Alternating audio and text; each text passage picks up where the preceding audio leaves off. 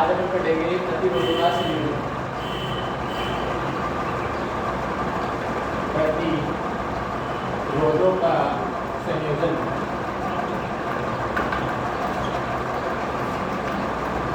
जो अपना आज का टॉपिक है वो है प्रतिरोधों का संयोजन। प्रतिरोधों का संयोजन पढ़ने से पहले अपन प्रतिरोध के बारे में कुछ बातें जान लेते हैं। प्रतिरोध कहते किसे हैं? प्रतिरोध कहते हैं विद्युत धारा के प्रवाह में उत्पन्न बाधा क्या कहलाती है? प्रतिरोध कहलाती है। विद्युत धारा के प्रवाह में उत्पन्न बाधा को क्या कहा जाता है? प्रतिरोध कहा जाता है। ये इसकी परिभाषा हो जाएगी। प्रतिरोध को किससे दर्शाया जाता है? प्रतिरोध को R से दर्शाया जाता है। किससे दर्शाते हैं प्रतिरोध को? प्रतिरोध को R से दर्शाते हैं। और प्रतिरोध का प्रतीक चिन्ह ये होता है। ये प्रतिरोध का प्रतीक चिन्ह होता है। प्रतिरोध का मात्रक जो है, प्रतिरोध का मात्रक होता है ओम। प्रतिरोध का मात्रक क्या होता है? ओम होता है। तो प्रतिरोध के बारे में सामान्य बातें थी। प्रतिरोध कहते किसे हैं? विद्युत धारा के प्रवाह में उत्पन्न बाधा क्या कहलाती है? प्रतिरोध कहलाती है। प्रतिरोध को R से दर्शाते हैं। ये प्रतिरोध का प्रतीक चिन्ह होता है। प्रतिरोध का मात्रक होता है ओम। अब अपन चलते हैं प्रतिरोधों के संयोजन पर।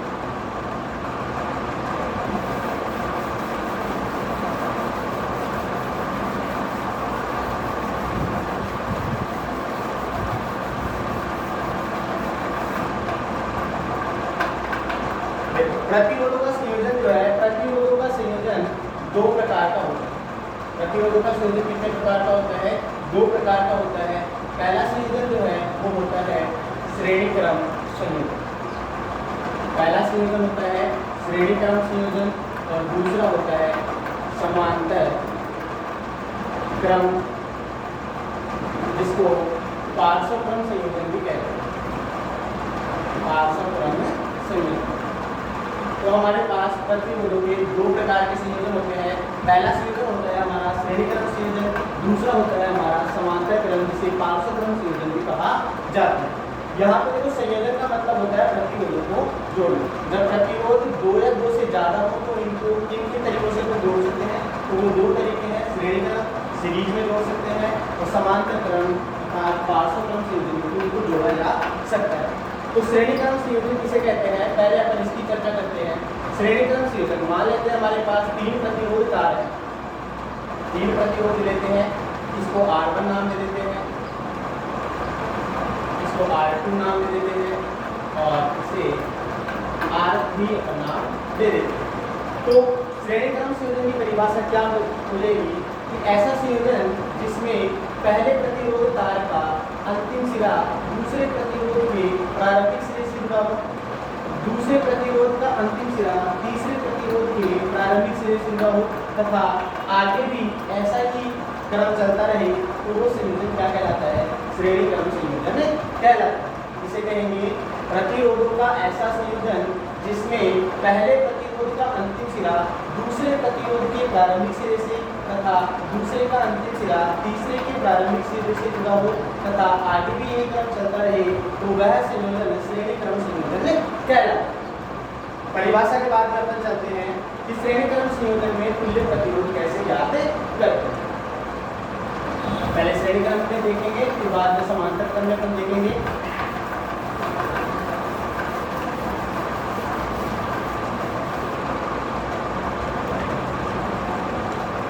तो हमें क्या निकालना है? श्रेणी क्रम संयोजन के लिए तुल्य प्रतिरोध ज्ञात करना। श्रेणी क्रम संयोजन के लिए तुल्य प्रतिरोध ज्ञात करना। अभी हम तीन प्रतिरोध लेते हैं, उनका संयोजन करते हैं। तीन प्रतिरोध ले लेते हैं, R1, R2 और R3। ये तीनों प्रतिरोध श्रेणी क्रम में जुड़े हुए हैं। इन प्रतिरोधों में धारा प्रवाहित करने के लिए एक बैटरी जोड़ देते हैं। बैटरी का जो बड़ा सिरा होता है वो धन सिरा होता है और छोटा सिरा ऋण सिरा होता है। एक पूंजी ले लेते हैं, पूंजी को के नाम दे देते हैं, बैटरी को बी नाम दे देते हैं।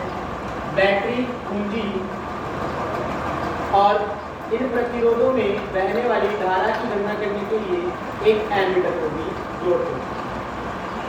इन तीनों चीजों को, बैटरी, पूंजी और एमीटर को, इन प्रतिरोधों के श्रेणी क्रम में जोड़ा जाता है। एमीटर हमेशा प्रतिरोधों के किस क्रम में जुड़ेगा? श्रेणी क्रम में जुड़ेगा। बैटरी भी श्रेणी क्रम में जुड़ेगी और पूंजी को भी श्रेणी क्रम में जोड़ा जाएगा। तो ये हमारा परिपथ हमने बना लिया है। अब हम इसके धारा प्रवाहित करने के लिए क्या करेंगे? पूंजी में प्लग लगाएंगे। पूंजी में जैसे ही हम प्लग लगाते हैं धारा प्रवाहित होने लग जाती है परिपथ में, और धारा का प्रवाह हमेशा धन सिरे से ऋण सिरे की ओर किधर होगा? धारा का प्रवाह हमेशा धारा धन सिरे से बहेगी और ऋण सिरे की ओर प्रवेश करती। अब देखो, जो धारा जा रही है सभी प्रतिरोधों में, जहाँ से हम मान लेते हैं ये आई धारा जा रही है, तो प्रतिरोध R1 में बहने वाली धारा भी क्या होगी? आई रहेगी। प्रतिरोध R2 में बहने वाली धारा भी क्या रहेगी? आई। प्रतिरोध R3 में बहने वाली धारा भी क्या रहेगी? आई रहेगी। तीनों में धारा समान रहेगी क्योंकि तीनों किस क्रम में लगे हुए हैं? श्रेणी क्रम में जुड़ी हुई है। तो श्रेणी क्रम संयोजन में बहने वाली धारा क्या होती है? समान होती है। अब देखो, प्रतिरोध R1 के सिरों पर उत्पन्न विभवांतर की गणना करने के लिए क्या जोड़ देते हैं? वोल्टमीटर को जोड़ देते हैं। वोल्टमीटर को जोड़ देंगे।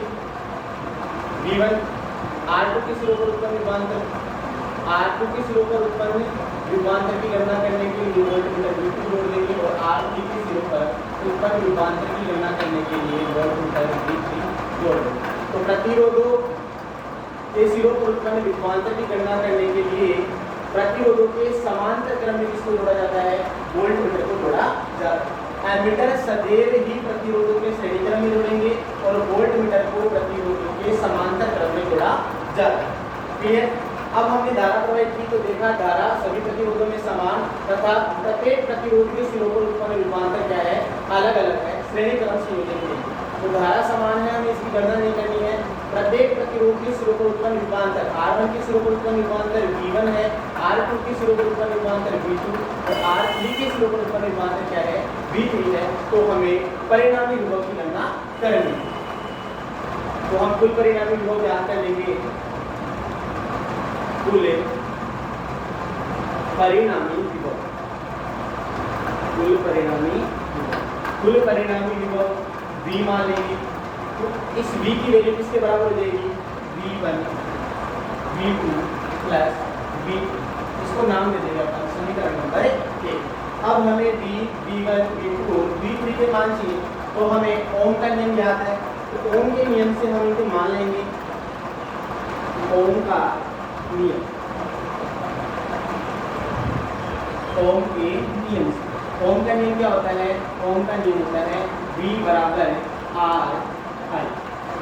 ओम का नियम होता है V बराबर R I। हमें V का मान चाहिए। V का मान यहाँ से आ गया है, इसको नाम दे देंगे अपन समीकरण नंबर 2। अब हम निकालेंगे प्रतिरोध R1 के सिरों पर उत्पन्न विभवांतर। तो यहाँ लिखते हैं अपन प्रतिरोध R1 के सिरों पर उत्पन्न विभवांतर। प्रतिरोध R1 के सिरों पर उत्पन्न विभवांतर क्या है? V1 है। जो ओम के नियम से क्या हो जाएगा? V1 किसके बराबर देगा? IR1 के बराबर हो जाएगा। IR1, इसको नाम दे देते हैं समीकरण नंबर 3। अब इसी प्रकार से जैसे हमने प्रतिरोध R1 के लिए निकाला है विभवांतर, उसी प्रकार से अपन R2 और R3 के लिए विभवांतर ज्ञात कर लेंगे। तो यहाँ पर लिखते हैं इसी प्रकार प्रतिरोध R2 के सिरों पर उत्पन्न विभवांतर, R2 के सिरों पर उत्पन्न विभवांतर क्या होगा? V2 है। धारा सभी में समान जा रही है तो वही I रहेगी, और प्रतिरोध है हमारा R2, तो यहाँ आ जाएगा V2 बराबर IR2। इसको समीकरण नंबर अपन 4 नाम दे देंगे। सेम इसी प्रकार से अपन प्रतिरोध R3 के लिए ज्ञात कर लेंगे। प्रतिरोध R3 के सिरों पर उत्पन्न विभवांतर क्या है? R3 के सिरों पर उत्पन्न विभवांतर है हमारे पास V3, बराबर सभी में बहने वाली धारा समान है I और हमारा प्रतिरोध है R3। तो प्रतिरोध R3 के सिरों पर रूपांतर हो जाएगा V3 बराबर IR3। तो हमारे पास V का मान, V1, V2, V3 सभी के मान आ गए। तो इनके मान अपन किस तरह देंगे समीकरण नंबर 1 में और कुल परिणामी विभव ज्ञात करेंगे। तो देखो समीकरण 2, 3, 4 व 5 के मान समीकरण 1 में रखने पर, तो समीकरण 2 का मान इसमें रखते हैं अपन 1 में, v की जगह आ जाएगा RI या IR RI। v1 की जगह रख देंगे यहाँ से समीकरण 3 से IR1। v2 की वैल्यू रख देंगे यहाँ से समीकरण 4 से क्या आ जाएगी IR2, क्या आ जाएगी IR2। आगे अपन v3 की वैल्यू समीकरण नंबर 5 से रख देंगे और 5 से क्या आ जाएगी IR3। यहाँ पर देखो क्या आ रहा है RI बराबर, यहाँ पे देख रहे हैं अपन इसमें भी आई है, इसमें भी आई है, इसमें भी है, तीनों में आई है। तो इसको कॉमन ले लेते हैं अपन, कॉमन ले लेते हैं तो अंदर बच जाएगा। यहाँ से आई कॉमन आ गया तो यहाँ R1 बच जाएगा, यहाँ से आई कॉमन आएगा तो यहाँ R2 और यहाँ से आई को कॉमन ले लेंगे तो यहाँ बच जाएगा हमारे पास R3। अब देखो यहाँ पे I इधर भी है और इधर भी है। अगर बराबर में है कोई चीज तो वो किस में मानी जाती है डिवाइड में मानी जाती है, तो डिवाइड में मानी जाती है तो क्या हो जाती है कैंसिल हो जाती है। तो यहाँ से I से I को कैंसिल कर देंगे तो हमारे पास बच जाएगा R बराबर R1 plus R2 plus R3। तो हमारे पास कुल प्रतिरोध या तुल्य प्रतिरोध क्या आ जाएगा, जुड़े हुए जितने भी प्रतिरोध हैं उनके योग के बराबर आ जाएगा।